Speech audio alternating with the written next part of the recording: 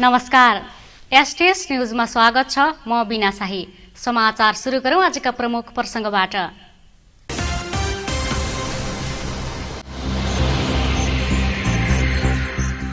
सुदूरपश्चिममा बुधबार एकै दिन 196 जना कोरोना संक्रमित थपिए। संक्रमण बढे पनि स्वाब सङ्कलन नहुँदा पहाडका प्रयोगशालाहरू कामविहीन जस्तै।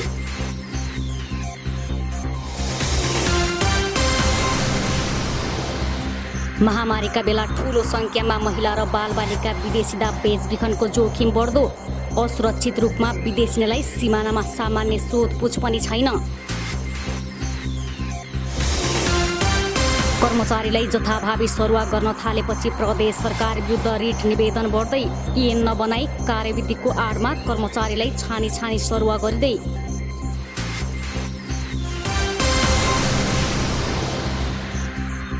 अवैध बाटो भएर भारतीय कामदार नेपाल ल्याउन प्रहरीकै घुमुवा टोली सक्रिय। कैलाली र कञ्चनपुरको सीमा क्षेत्रबाट जनहित 3000 लिएर भारतीयलाई भित्र्याइँदै।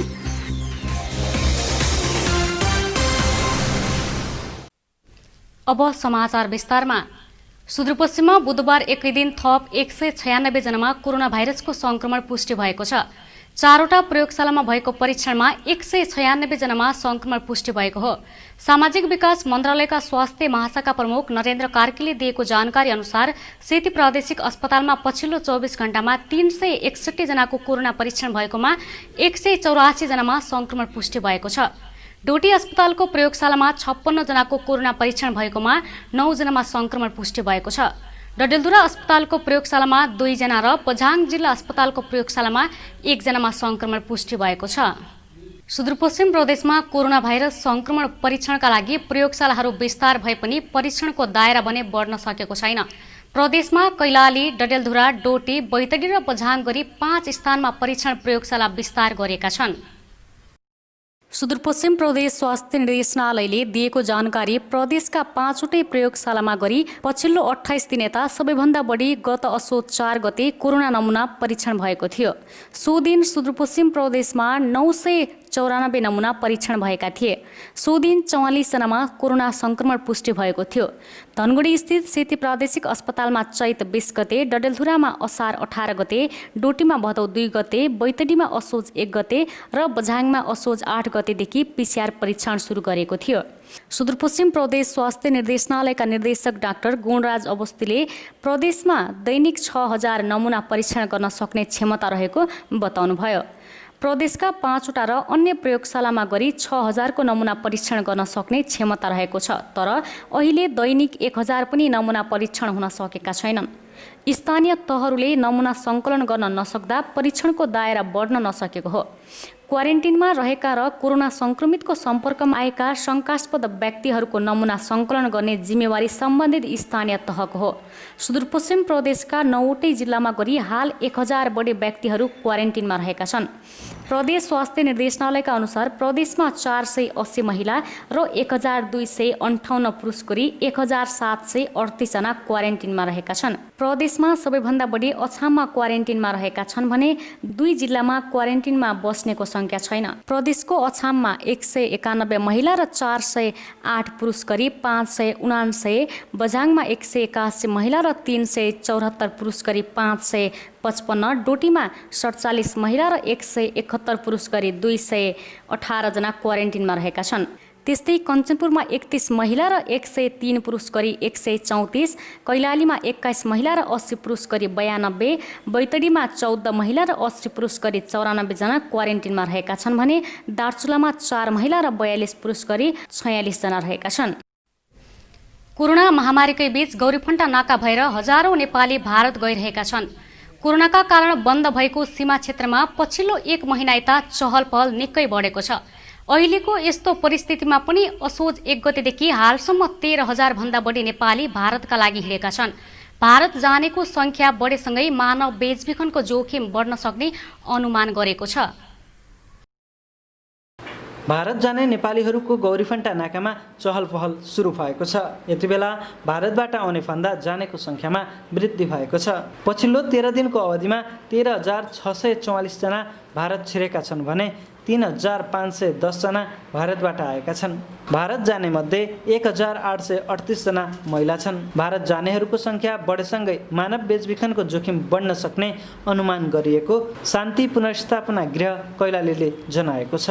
सीमा नाकामा शङ्कास्पद लागेका व्यक्तिहरूलाई सोधपुछ गर्नुका साथै उनीहरूको कागजात प्रमाणीकरण गर्ने काममा आफूहरू तल्लीन भएर लागेको शान्ति पुनर्स्थापना गृह कैलालीका संयोजक उमेश शिवाकोटीले बताउनुभयो।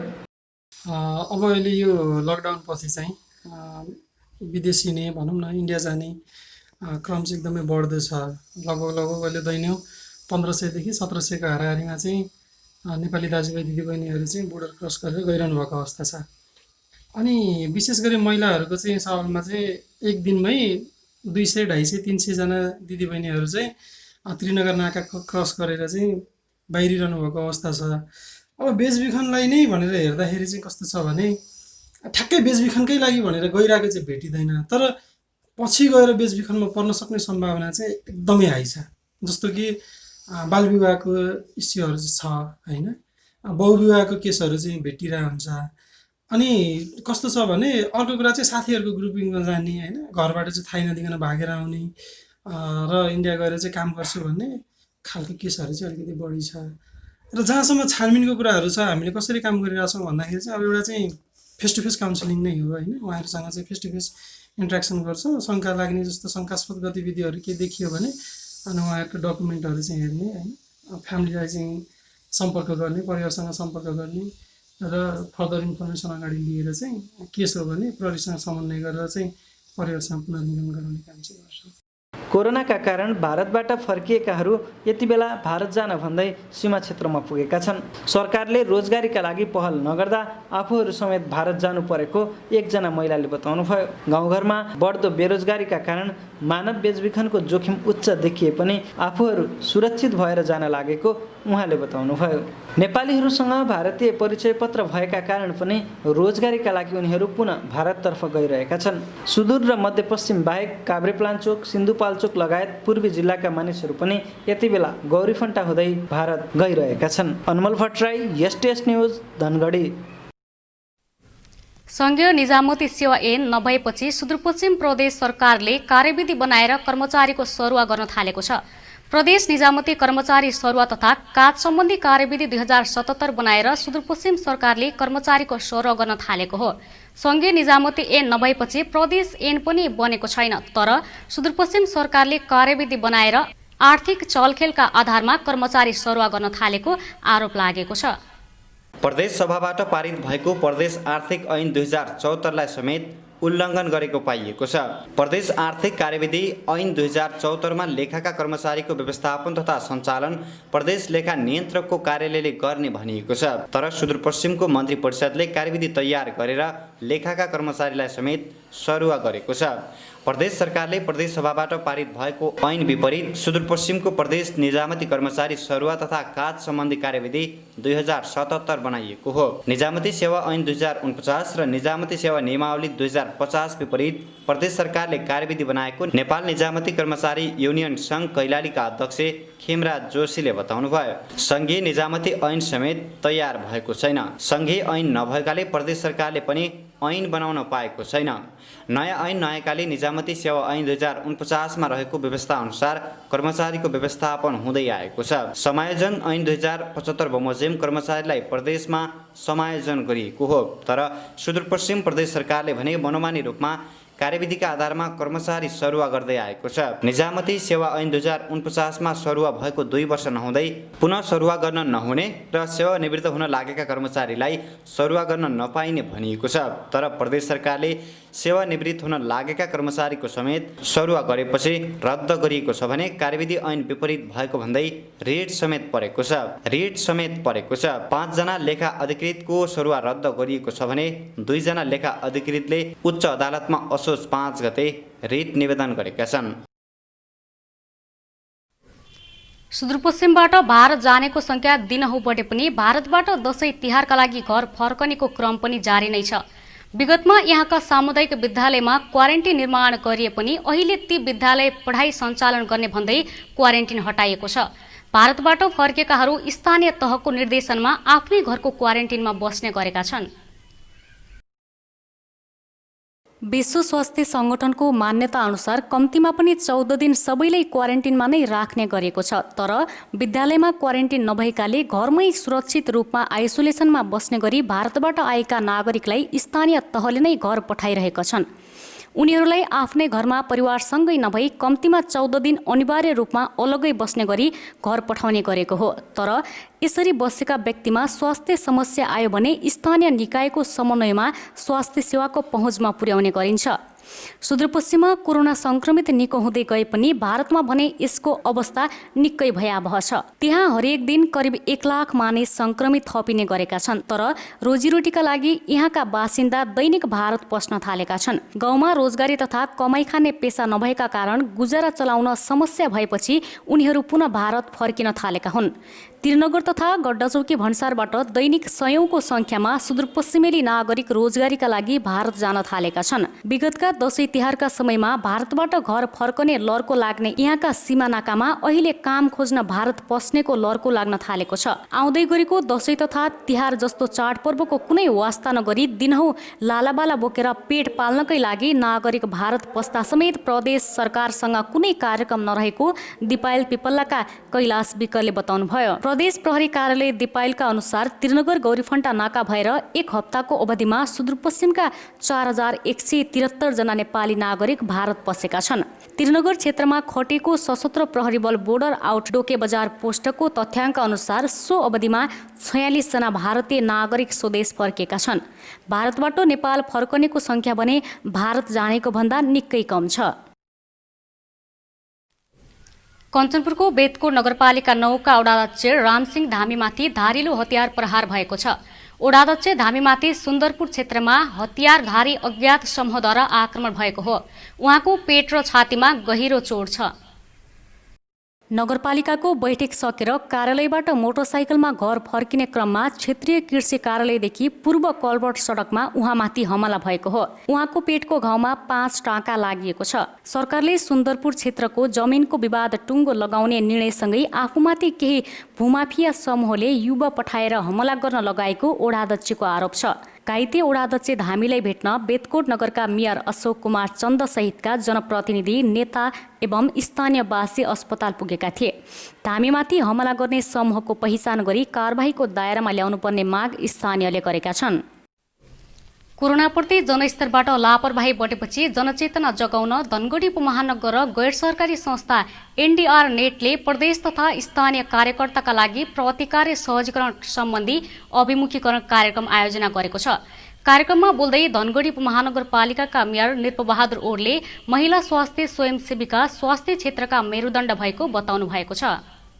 धनगढी उपमहानगरपालिकामा सम्पन्न भएको कार्यक्रममा स्थानीय स्तरबाटै कोरोना रोकथाम गर्ने बारे छलफल गरिएको छ। पछिल्लो समय कोभिड-19 प्रति नागरिकहरू आफै सचेत नबन्दा कोरोना रोकथाम तथा नियन्त्रणमा चुनौती देखिएको छ। सोही समस्यालाई मध्यनजर गर्दै महिला स्वयंसेविका तथा अन्य सरकारवाला संस्थाहरू मार्फत जनचेतना फैलाउनका लागि सो कार्यक्रमको आयोजना गरिएको हो। कार्यक्रममा बोल्दै नगर प्रमुख नृपबहादुर ओरले लकडाउन तथा निषेध आज्ञाको प्रभावकारिता नदेखिएकाले अब जनस्तरबाटै सचेत हुन जरुरी रहेको बताउनुभयो। कोरोना रोकथामका लागि नागरिकहरू आफै सचेत रहनुको कुनै विकल्प नभएको उहाँको भनाइ छ। भिड जुन ठाउँमा भिड छ त्यहाँ प्रवेश नगरेर कम भिड भएका ठाउँमा तपाईँहरू गइदिनुहोस् भनेर यहाँले भन्नुभयो भने उहाँहरूले मान्नुहुनेछ। त्यसैले मेरो यहाँहरूसँग अनुरोध के छ भने बिरामी जुन घरमा बिरामी छ त्यो घरको बिरामीलाई बाहिर समाजमा हिँड्न नदिने, टोलमा घुम्न नदिने, कसैसँग बस्न नदिने खालको वातावरण सिर्जना गर्ने खालको पनि यहाँहरूले चाहिँ उहाँहरूलाई सिकाउनु भयो भने, उहाँहरूलाई भन्नुभयो भने त्यो उहाँहरूले मान्नुहुनेछ। त्यसले हामी कोरोना रोक्न सक्छौँ। अब हामी बन्द गरेर अथवा कर्फ्यू गरेर अथवा निषेधाज्ञा गरेर अब केही उपलब्धि हुनेवाला छैन। किनभने जुन किसिमको रेसियो कोरोनाबाट मर्नेको रेसियो भन्दा अहिले बढी रेसियो चाहिँ सुसाइड गरेर मर्ने रेसियो बढेर आएको छ।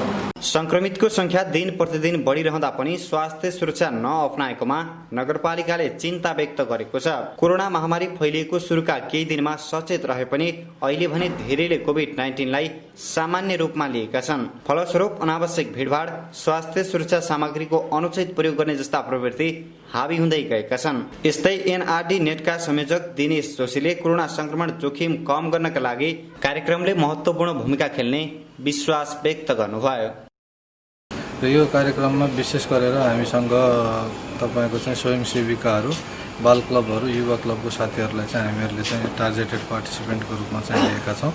र यो किनभने अब बिस्तारै बिस्तारै अब कोरोनाले 6 महिना त हाम्रो बन्द नै भइसक्यो र बिस्तारै अब मान्छेहरू धेरै घरमा पनि बस्न सक्ने अवस्था पनि छैन, अथवा चाहिँ नबस्दा पनि यदि यही तरिकाले सर्दै जाने हो भने अस्पतालमा पनि ठाउँहरू हुने कुरा भएन। त्यही भएर होम क्वारेन्टाइनका कुरा, होम आइसोलेसनका कुराहरू आइरहेको भएर त्यो कुरामा सहजीकरण गर्न चाहिँ सबभन्दा समुदायको नजिक भएको चाहिँ स्वयंसेविकाहरू, युवा क्लबहरू, बाल क्लबहरू हुने भावनाले उहाँहरूलाई हामीले त्यही किसिमले चाहिँ कोरोना भनेको के हो, योबाट कसरी जोगिने, यस्तो बेला चाहिँ फोहोर व्यवस्थापन कसरी गर्ने, खानेकुराहरू कसरी खाने, बाहिर चाहिँ कता जाने कता नजाने, कसरी जाने, डिस्टेन्सहरू, सामाजिक दूरीहरूका कुराहरू त्यो अरूलाई पनि कसरी सिकाउने भन्ने कुराहरू राखेर चाहिँ यो कार्यक्रमको चाहिँ परिकल्पना गरेका छौँ। र कार्यक्रममा सहभागी महिला स्वयंसेविकाहरूले समुदायमा जनचेतना फैलाउन सके केही हदसम्म कोरोना रोकथाममा सहजता थपिने विश्वास व्यक्त गरेका छन्। धनगढी उपमहानगरपालिका वडा नम्बर 3 की महिला स्वयंसेविका पार्वती सिंहले स्वयंसेविकाहरूको जिम्मेवारी थपिएको बताउनुभयो। जनचेतनाका लागि सम्पूर्ण स्वयंसेविका तयार रहेको र महिला स्वयंसेविकाको भूमिका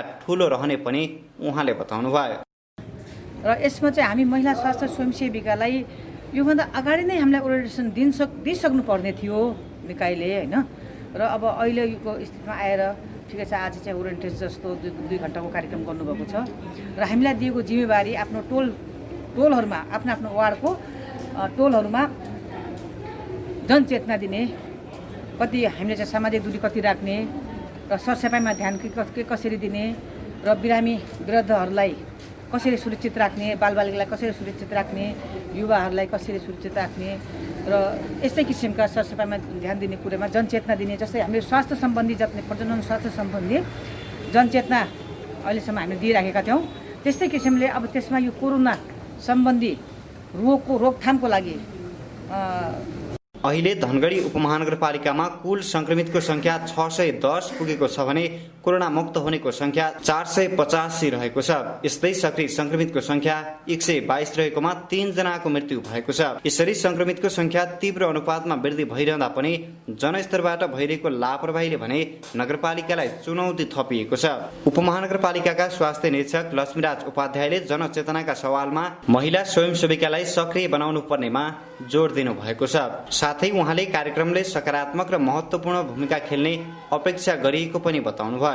यसको मुख्य उद्देश्य के हो भने यसले चाहिँ जुन समाजमा अथवा चाहिँ समुदायमा देखिएका पोजिटिभ केसहरू छन्, होम आइसोलेसनमै बसेका ती व्यक्तिहरूलाई जनचेतना जगाउने हिसाबले जुन व्यक्ति पोजिटिभ भएका छन् तर उहाँहरू चाहिँ आफ्नो घरमा बस्नुपर्ने, होम आइसोलेसनमा बस्नुपर्ने नियम पालना नगरिकन बाहिरतिर छिमेकमा घुम्ने, बजारमा आउने, हैन, गुटखा किन्ने आदि यो चाहिँ भएको हुँदा यसले र झन् ठुलो समुदायमा सर्न सक्ने सम्भावना भएर यसलाई रोक्नको लागि अब अहम भूमिका चाहिँ महिला स्वास्थ्य स्वयंसेविकाले गर्छिन्। किनभने उनी त्यही टोलमा बस्छन्, त्यही समुदायमा बस्ने हुँदा उहाँहरूले भनेको कुराहरूलाई चाहिँ उहाँहरूले मान्नुहुन्छ भन्ने उद्देश्य लिएर हामीले चाहिँ यो कार्यक्रमको सञ्चालन गरेको हो। लक्षण नदेखिएका संक्रमितलाई होम आइसोलेसनमा बस्ने शर्तसहित उपमहानगरपालिकाले घर पठाइरहेको छ। तर संक्रमितहरू भने आफूलाई कोरोना नलागेको भन्दै खुलेआम घर बाहिर निस्कन र डुल्न थालेका छन्, जसले गर्दा धनगढीमा स्थानीय संक्रमणको दर दिन प्रतिदिन बढिरहेको छ। एसटीएस न्यूजमा अब एकैछिन ब्रेकमा जानुअघि प्रमुख समाचार पुनः एकपटक।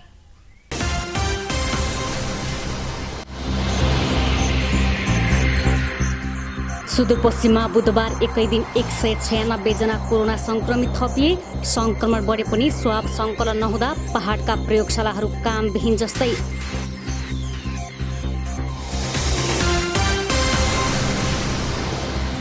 महामारीका बेला ठूलो संख्यामा महिला र बालबालिका विदेशिदा बेचबिखनको जोखिम बढ्दो। असुरक्षित रूपमा विदेशीलाई सिमानामा सामान्य सोधपुछ पनि छैन।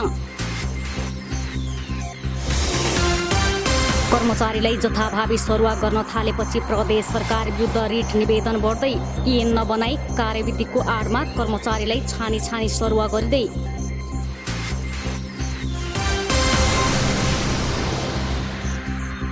अवैध बाटो भएर भारतीय कामदार नेपाल ल्याउन प्रहरीकै घुमुवा टोली सक्रिय। कैलाली र कञ्चनपुरको सीमा क्षेत्रबाट जनहित 3000 लिएर भारतीयलाई भित्र्याइँदै।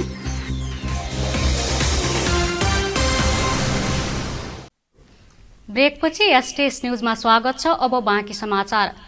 कोरोना महामारीका कारण अध्ययन अध्यापन प्रभावित भएपछि डोटीका सामुदायिक विद्यालयले पछिल्लो समय विद्यार्थीका लागि टोल शिक्षा सञ्चालनमा ल्याएका छन्। इन्टरनेट असुविधाका कारण अनलाइन कक्षा चलाउन नसकेपछि यहाँका सामुदायिक विद्यालयले टोल शिक्षा सञ्चालनमा ल्याएका हुन्। टोल शिक्षा सञ्चालनमा आएपछि अहिले डोटीका शिक्षकहरूलाई पढाउन भ्याइ नभ्याइ हुन थालेको छ। जिल्लाका विभिन्न स्थानीय तहका सामुदायिक विद्यालयले शिक्षकको दैनिकी रुटिन निकालेर कुन टोलमा कुन दिन कुन शिक्षकले पढाउने भन्ने विषयमा अग्रिम जानकारी दिन थालेका छन्। सामुदायिक विद्यालयले निकालेका सूचना अर्थात् रुटिनका आधारमा शिक्षकले टोल टोलमै पुगेर विद्यार्थी पढाउन थालेका छन्। केआई सिंह, पूर्वी चौकी, जोरायल, बडीकेदार, बोक्टान फुटसिल, आदर्श, सायल गाउँपालिका तथा दिपायल सिलगढी र शिखर नगरपालिकाका सामुदायिक विद्यालयले टोल टोलमा पुगेर पढाउन थालेको केआई सिंह गाउँपालिका 5 छत्रेश्वरी माविका शिक्षक घनश्याम भट्टले बताउनुभयो। टोल शिक्षा लागू गरेसँगै सामुदायिक विद्यालयले कक्षा 1 देखि 10 सम्मका विद्यार्थीलाई विद्यार्थी संख्याका आधारमा पाएक पर्ने ठाउँमा पढाउन थालेका छन्। शिक्षा, विज्ञान तथा प्रविधि मन्त्रालयले विद्यार्थी सिकाइ सहजीकरण निर्देशिका अनुसार विद्यार्थीमा पठन पाठन प्रति उत्प्रेरणा जगाउन निर्देशन दिएसँगै सामुदायिक विद्यालयले आफ्ना स्थानीय तहका विभिन्न टोलमा टोल शिक्षा लागू गरी पढाउन थालेको महेन्द्र प्रस्तावित आधारभूत माविका शिक्षक प्रकाश बहादुर रावलले जानकारी दिनुभयो। खाद्य प्रविधि तथा गुण नियन्त्रण कार्यालयले गत वर्षको वार्षिक प्रतिवेदन सार्वजनिक गरेको छ। कार्यालयले खाद्य तथा दाना सम्बन्धी अनुज्ञापत्र जारी गर्दै बजार तथा उद्योगहरूको नियमन र अनुगमन गर्दै आएको थियो। खाद्य कार्यालयले गत वर्ष 318 खाद्यका पसल र 264 होटल र रेस्टुरेन्टहरूको अनुगमन गरेको जनाएको छ। सुदूरपश्चिममा गत वर्ष खाद्यान्नका 261 नमुना सङ्कलन भएकोमा 12 नमुना गुणस्तरहीन पाइएको खाद्य प्रविधि तथा गुण नियन्त्रण कार्यालय धनगढीका प्रमुख नवराज दाहालले बताउनुभयो। अनुगमनका क्रममा म्याद गुज्रिएका, लेबल नभएका र गुणस्तरहीन 5129 किलो र 2234 लिटर खाद्य तथा पेय पदार्थ जफत गरी विभिन्न निकायको रहबरमा नष्ट गरेको उहाँले बताउनुभयो। गत वर्षदेखि जम्मा 24वटा फर्मलाई चाहिँ हामीले कारबाहीको प्रक्रिया अगाडि बढाएको छौँ र कारबाहीको प्रक्रिया अनुसार उनीहरूलाई बयान लिनेदेखि लिएर सरकारी वकिलसम्म राय लिएर अनि या त जिल्ला अदालतमा या त जिल्ला प्रशासन कार्यालयमा यो मुद्दाको टुङ्गो लाग्छ, दर्ता हुन्छ। यसमा एउटा चाहिँ मुद्दा जिल्ला अदालत कैलालीमा असार 25 गते दायर भएको छ। गत आर्थिक वर्षमा कारबाहीमा परेका उद्योगबाट 6,78,000 राजस्व सङ्कलन गरिएको छ।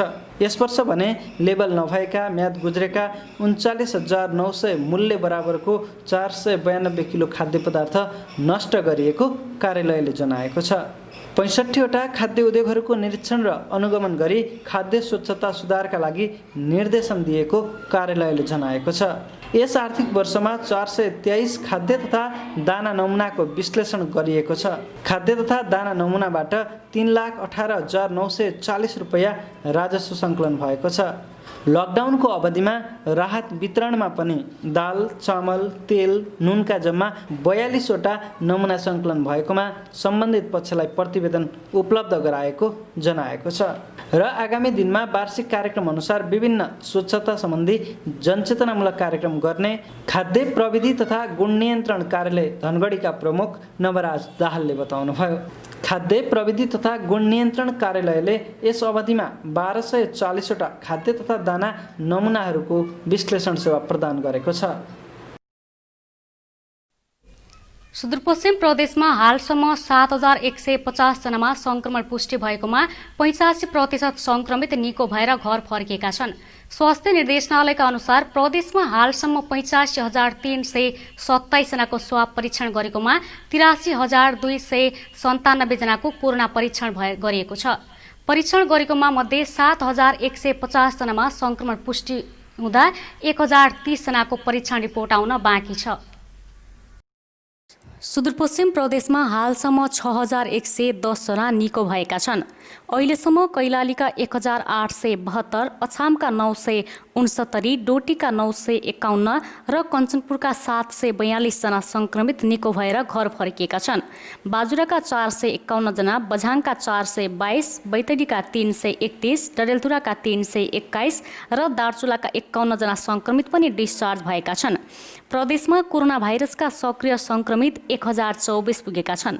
प्रदेशको कैलालीमा सक्रिय संक्रमित 501, डोटीमा 136, बझाङमा 117, अछाममा 97, बैतडीमा 84, कञ्चनपुरमा 47, दार्चुलामा 30 र डडेलधुरामा 12 जना कोरोना सक्रिय संक्रमित रहेका छन् भने बाजुरा जिल्लामा कोरोना सक्रिय संक्रमित छैनन्। 4 महिनाको अवधिमा सुदूरपश्चिमका 21 जना कोरोना संक्रमितको मृत्यु भएको छ। कञ्चनपुरको भीमदत्त नगरपालिका वडा नम्बर 6 ले कोरोना महामारीका बेला दाताहरूको सहयोगमा कोरोना महामारीसँग लड्न सकिने जनाएको छ। कोरोना महामारीका बेला सरकारले विभिन्न कार्यक्रम लागू गरे पनि सो ओडामा भने दाताहरूले दिएको सहयोगबाटै विभिन्न काम सम्पन्न भएको दाबी ओडा कार्यालयले गरेको छ। कोरोना महामारीबाट बच्न ओडाले गरेका कामबारे पत्रकार सम्मेलन गर्दै ओडा नम्बर 6 का अध्यक्ष हरकसिंह धामीले नगरपालिकाको विपद व्यवस्थापन समितिले असहयोग गरेको आरोप लगाउनुभयो। दाताहरूले दिएको आर्थिक सहयोगमा राहत तथा अन्य जनचेतनामूलक कार्यक्रमहरू सम्पन्न गरेको उहाँको दाबी छ। ओडाका 1,218 जनालाई राहत वितरण गरेको ओडा कार्यालयले जनाएको छ। यसमध्ये 320 जनालाई मात्र नगरपालिकाको विपद व्यवस्थापन समितिले राहत उपलब्ध गराएको ओडा अध्यक्ष धामीले बताउनुभयो। 76 साल चैत्र 22 गते नगरपालिकालाई हामीले 705 जनाको असङ्गठित क्षेत्रमा काम गर्ने मजदुरको नामावली लिस्ट दियौँ र नगरपालिका जम्मा हामीलाई 320 जनाको लागि मात्र राहत उपलब्ध गराउने काम गर्यो, जसलाई हामीले चैत्र 28 गते वितरण गऱ्यौँ 30 गते।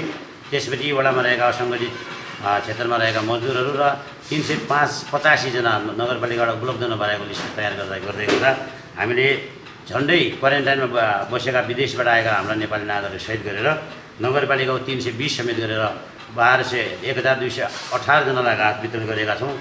ओडा कार्यालयले दाताहरूबाट सङ्कलित 5,86,800 रुपियाँ मध्ये 3,43,600 रुपियाँको राहत दैनिकी ज्याला मजदुरी गर्ने अशक्त, एकल महिला, विद्यार्थी तथा भाडामा बस्नेहरूलाई वितरण गरेको जनाएको छ। 2,43,200 रुपियाँ मौजदता रहेको समेत ओडा कार्यालयले जानकारी गराएको छ। अवैध बाटो भएर भारतीय कामदार नेपाल भित्र्याउन प्रहरीकै घुमुवा टोली सक्रिय रहेको भेटिएको छ। कैलालीको तिरनगर नाका तथा अन्य अवैध बाटो भएर भारतीय कामदारहरू धनगढी भित्रिरहेका छन्। प्रहरीको घुमुवा टोलीले भने प्रति व्यक्ति 3,000 का दरले रकम असुलेर ल्याउन दिने रहेको भारतीय कामदारहरूले नै जनाएका छन्। धनगढी, टिकापुर, अत्तरिया सहित पहाडी क्षेत्रमा रहेका साना उद्योग, मोटर ग्यारेज, वर्कसप, मिस्त्री तथा पेन्टिङको काम गर्न भारतीय कामदारहरू आउने गरेका छन्।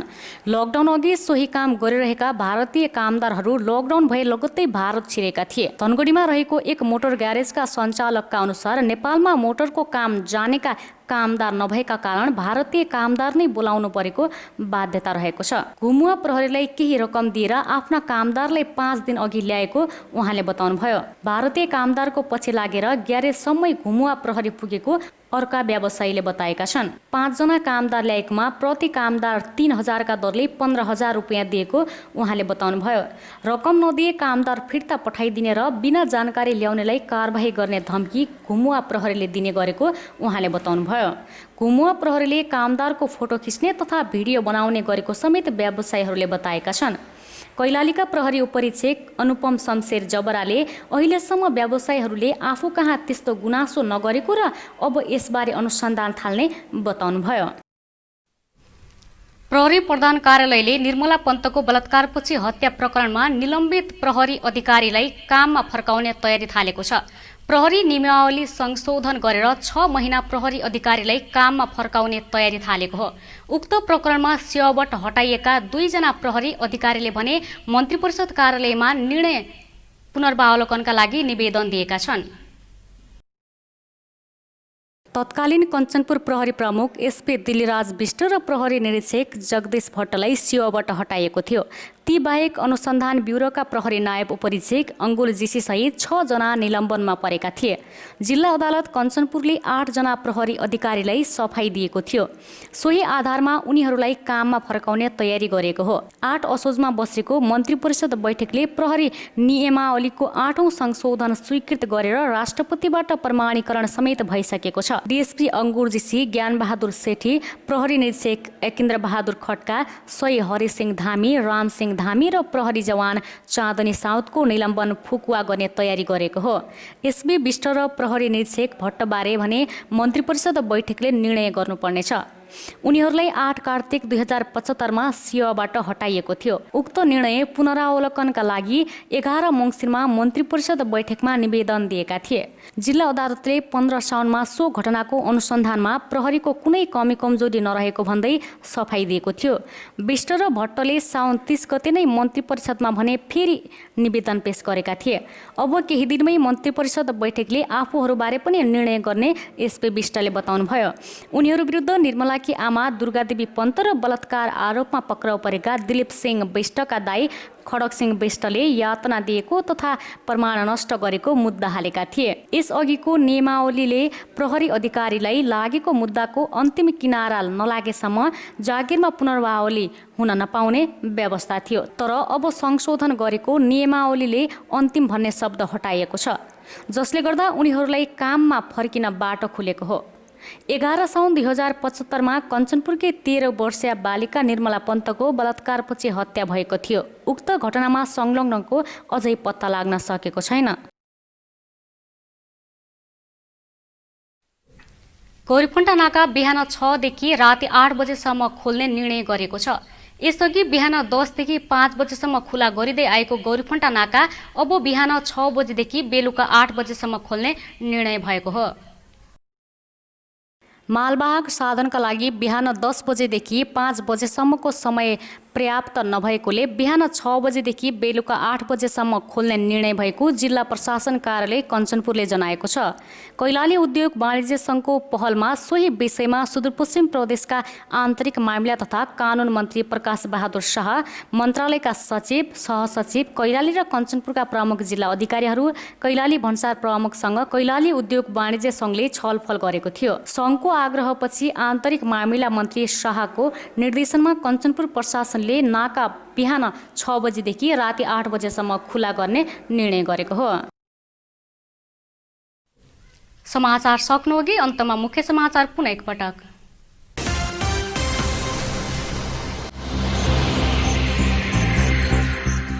सुदूरपश्चिममा बुधबार एकै दिन 196 जना कोरोना संक्रमित थपिए। संक्रमण बढे पनि स्वाब सङ्कलन नहुँदा पहाडका प्रयोगशालाहरू कामविहीन जस्तै।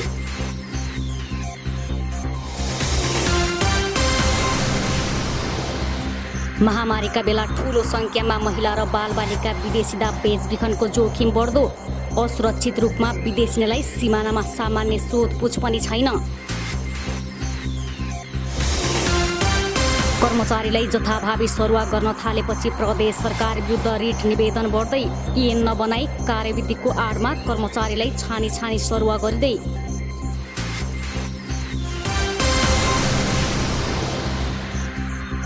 अवैध बाटो भएर भारतीय कामदार नेपाल ल्याउन प्रहरीकै घुमुवा टोली सक्रिय। कैलाली र कञ्चनपुरको सीमा क्षेत्रबाट जनहित 3000 लिएर भारतीयलाई भित्र्याइँदै।